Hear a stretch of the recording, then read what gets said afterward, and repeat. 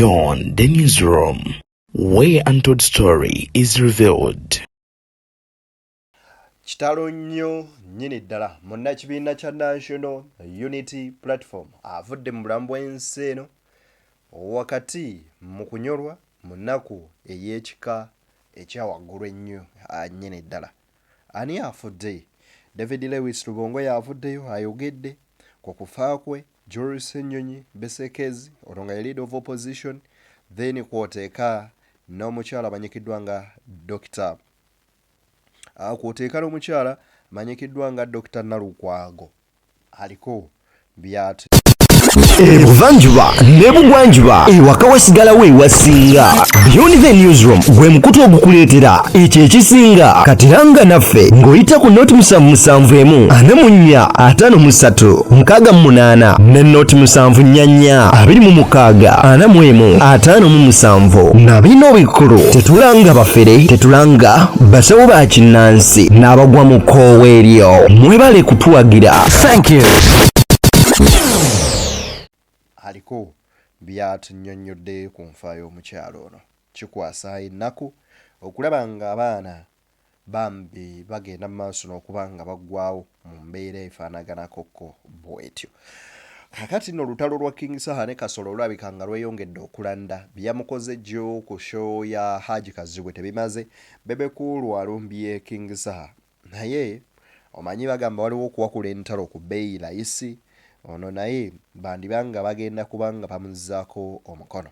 Robert Kyagulanyi Ssentamu aliko ebigambo byayogedde bibino mbikuleetedde byonna nsobodde obikuŋŋaanya obeere ng'ate munywanyi obifuna butereevu.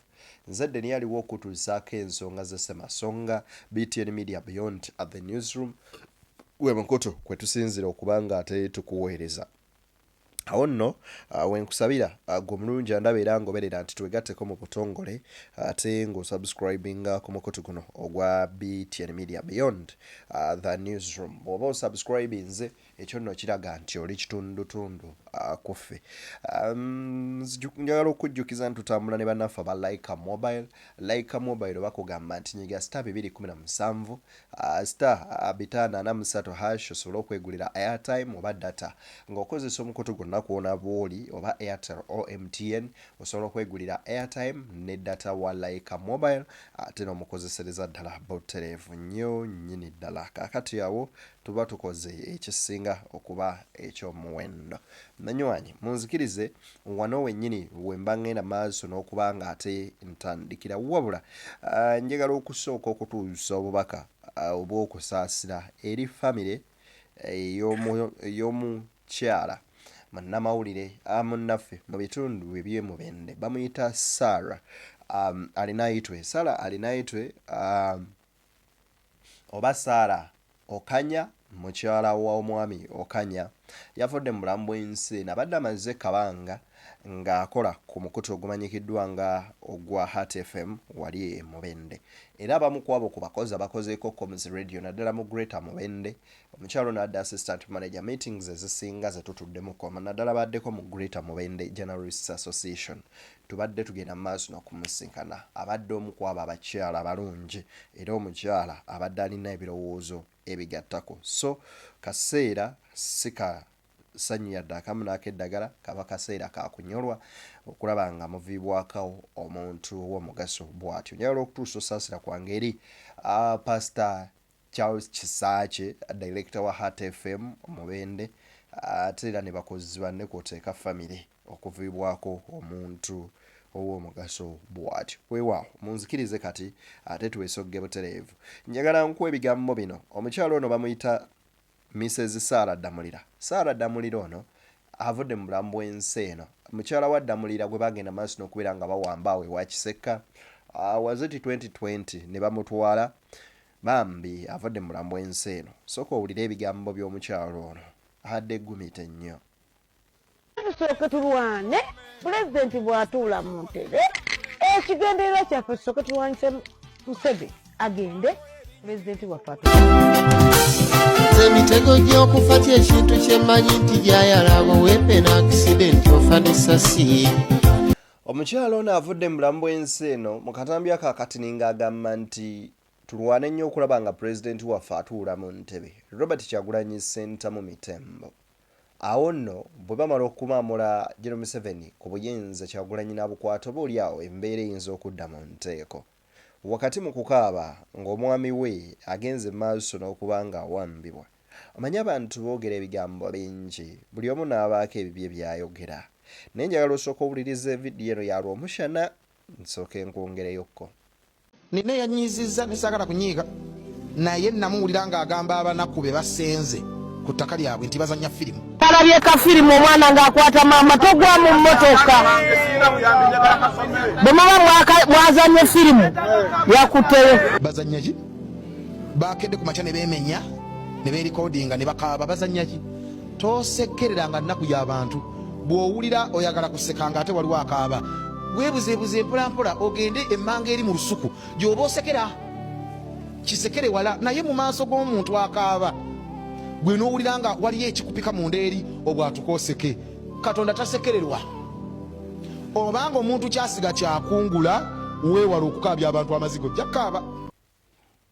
Ebigambo bwe bityo bwe babiwulira baba tebaagala biwulira. Naye ate nga ge mazima amatuufu, amazima ameekusifu ge tulina okubeera nga tubagamba. Gwe bw'okeera ku makya weeweeyo okulaba ng'onyigiriza abalala. Amazima amatuufu gali nti lunaaba olwo naawe ogenda kukaaba ku maziga ge gamu bannansi ge bagenda mu maaso n'okubeera nga bakaaba. Kubanga gwo batadde mu mbeera y'emu kati n'otunuulira Nabbanja. Bw'atyo era bwe yayogera nga bwe balina kibalama ate kati n'amala nga akuyogera birala. Mbunalabye maama ng'omwana bw'amusikaala togenda tofa maama nga era bwe mwazannya firimu yammwe gye mwazannye yakutteyo. Naye nga lwaki mutulugunya bannansi okutuuka ku sseeryo? Kankuze ku Saara.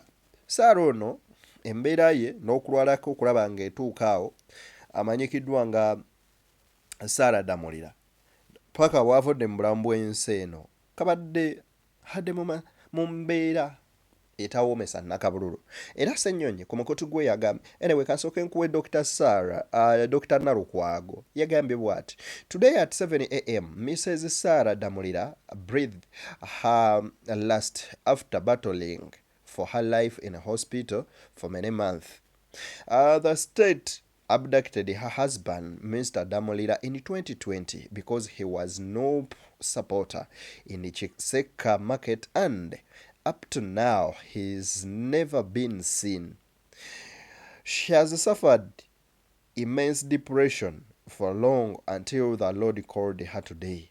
Despite all this, she's been welcoming to all of us. She fed us and kept pouring hope into our souls. She's been housing many younger people at her place who lack resources to accommodate themselves. It's sad that you are gone, Mama. We are going to miss you very much here in Makindye. May your soul rest in peace. Dr. Nalukwago mumumanyi bulungi kansala wali eri mu bitundu by'e Kawempe. Era yagambye bw'ati nti omukyala ono bambi avudde mu bulamu bw'ensi eno ku ssaawa zibaddemu eyo ku makya g'olunaku olwaleero bamuyita Saara Ddamulira mukyala wa Ddamulira nti abonyeebonye amaze mu ddwaliro wakabanga emyezi egiwerako ng'abonaabona ne depression. Manyi depression eno mbi ereeta pressure n'ebintu ebirala ebiringa bwe bityo. So n'ava mu bulamu bw'ensi eno.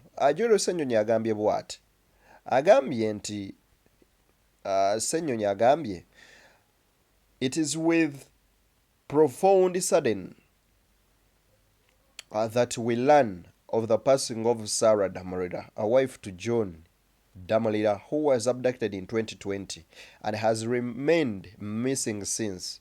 During our recent visit to the hospital, she shared with us her feeling that her life was nearing its end, but she was deeply pained by the possibility of living without knowing what happened to her husband. Her children are now left without a father and a mother. May God see it fit that justice be served to families like Sarah's. Kitalo nnyo. Ssennyonyi agamba nti mawulire ga ntiisa nnyo nnyini ddala era kitalo okufiibwa omukyala amanyikiddwa nga Sarah Ddamulira, mukazi w'omwami Ddamulira John eyawambibwa mu mwaka gwa 2002 era ono nga okuva lwe yabuuzibwako taddibwangamu kukubibwako kya mulubaale paka na kaakano. Ddamulira ono bwe yatwalibwa mukyala we amaze akabanga bambi ng'agenda mu maaso n'okubeera nga atawaanyizibwa n'ekidepression naye bantu mmwe. David Lowes Lubongo yanagamba nti Mrs. Nantumbwe Sarah Ddamulira was wife to John Mrs. Nantumbwe Sarah Ddamulira was a wife to John Ddamulira, the NUP supporter who was abducted from his shop at Chiseka Market in 2020 and is missing to date. Suddenly, Sarah passed on this morning. Like other family members of those disappeared, Sarah has spent the last 5 years moving everywhere looking for her husband. It is most painful that she has passed on without finding any answers. Kitalo nnyo. Naye abakola ebikolwa ebibi ebiringa bino bwe biti ebiwamba bannansi ne bababuzaawo omukama abawe ekiwumulo ekisinga okuba sometimes ebimu binsukkako ebyo binsukkako n'ensirikawoko busirisi.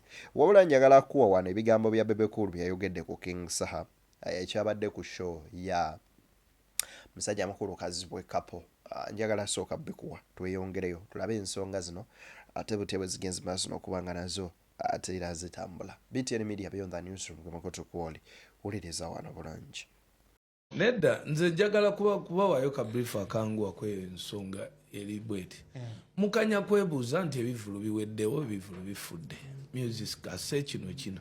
Let me tell you byatandikira mu kuba nti ku making abantu abasasula abantu betwetaaga okuba making uncomfortable. Gundi pasente ekyo kimu. N'omuntu n'abeera ku stage n'alyoka afuula omuntu wali. Gomanyi ekitegeeza okufuna Kasolo okumugaa nti ajja atule mu audience. Tekiteekinga just kirala.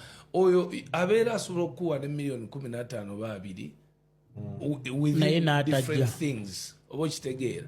Naye omanyi ba Kasolo bameka kati bw'obanga oyo alabisaawo bw'atyo oyitaani najja next. Ng'ekyo ate nga be balina ssente ate nga betwagala batuleetere essente. Kyovula nze olunaku olw'amayinja lwe yakola ekintu ku Serena naliwo nze ezo date ebbiri nze nazibookinga era okutuula ne president nga ku share akathi. It was because twali tukiriziganyiza nze naye mba mno munnyonnyola kyekigenda ki mu maaso okuavoidinga any inconveniences. Omwana musajja wange yakola ekintu naye tulina okumanya omulimu gwaffe tugwagaliza oba tetugwagaliza weewali awo issue.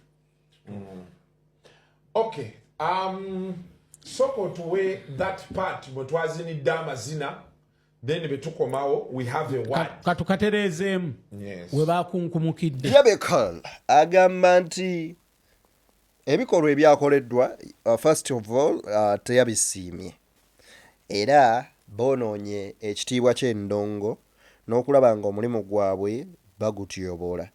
Wabula ye King agamba nti yadde afunye akaseera akatuufu ak'okwogera n'okugamba Kasolo ebibye by'ayagala. Kyasinkudde Kasolo simusenga nko wantu wonna yatta ssente zange sasula amabanja nakati nkyali mu Kamooze n'ebyolabyola banyimba gye bayino n'emotoka yange ndi mu mabanja Kamooze ye musanze ali mu kunyumirwa ali mu mukazi we ng'omusajja omuganda binoona politics aside okubira ku munnu mu nnaku gy'alimu kozesa ssente ze. Saha agamba nti Kasolo yayonoona ssente ze ekyotera n'agamba nti byonna osobola biteeka wabbali naye n'okubirako ku munno n'oyogera leero omugamba nti ensonga yali bweti ne bweti naye nsaba onzikirize onsaasire tutambule naye ye Kasolo yagenda maaso nakomera bbango. Kati Saha agamba nafunye akadde akatuufu ke nabadde nnina omugambiramu byonna bye nabadde njagala. Kamukwongere wano Saha. Mu kivvulu kyaffe kyetwalanga obulungi kyetwapika obulungi ali eswaga anyige kabiite we amuzza ku ddyo amuzza ku kkono tuli mu buyinike tuli mu nnaku ennaku ekutta omusajja bamunkubiramu ekitaala namba si yono yono yatta omuntu ewaffe ne puresha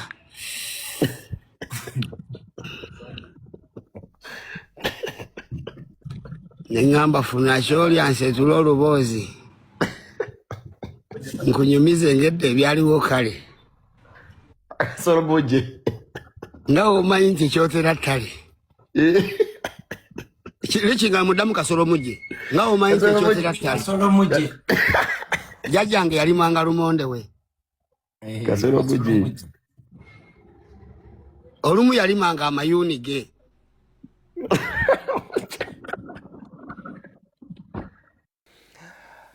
Kabaka Saha agamba nti yabadde tayinza leka Kasolo kubeera nga ate mwanattu yeegazanyiza mu kivvulo kyabwe kye baateekamu eryanyi lyonna okuggyako naye ng'afunye akakisa akamulangira byabadde alina omugamba.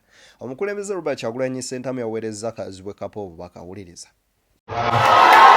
Ngoberera buli siteepu bannanga abantu bange baliyo okuwagira n'okuyingira nawe bakuyingira ku mazima muganda wange nakuba omusajja mugozi nnyo salibonye okusigadde naawe ennaku ya leero mu muntu naye ndi nawe mumwoyo era nzinzire eno ne ŋŋamba bimba Kazibu bimba nanawe bimba kyuka Kazibu kyuka nanawe kyuka yimba Kazibu yimba nanawe yimba. Lazima emundu agezeza kugongola nezero nezigeyo okumaga ekisasi kimu. Alhamdulillah banange webalibali byonna byonna olamusizaako byona bamusize bonna abakufu bamanyi ebyobina balala kangerekezo ndamani okwagala nnyo kama kwakungirewo bakikuba. Assalamu alaikum warahmatullahi wabarakatuh.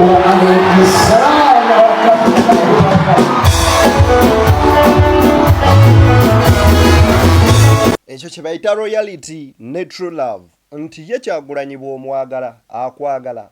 Once you spread love he brings love back. So yaweereza bambi Kazibwe Kapo obubaka era ne Kazibwe Kapo olwabufunye yafukamiriddewo wansi agamba Oweekitiibwa His Excellence Robert Kyagulanyi Ssentamu the ghetto gladiator taata weebale wampa kutusanyalaze.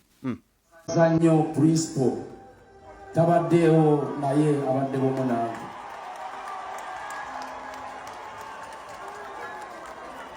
Nende basamwe n'abazze abakule bw'atyo yeebazizza musajja wattu. Anyway, kankuwe wano owulire Saha ono yeeta bansabula kati ke kasembayo kano. Wuliriza.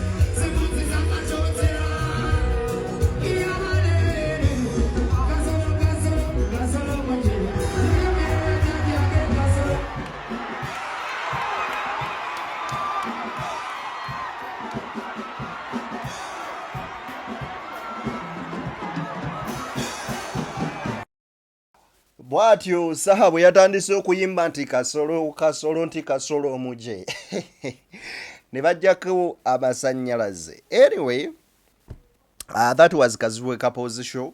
It sold out. He performed well. All performers were well. And the show performed and it sold out.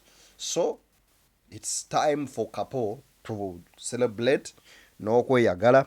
Mbakulisayo mwenna whoever attended the show. Erinnya nzedde ni tuli ku BTN Media munzikirize wano wennyini we mbansinzira okubasaba mbasiibule tusinkane nga Guludde nakkiriza. BTN Media Beyond the Newsroom gwe mukutuse makoto kwoli. Bye bye.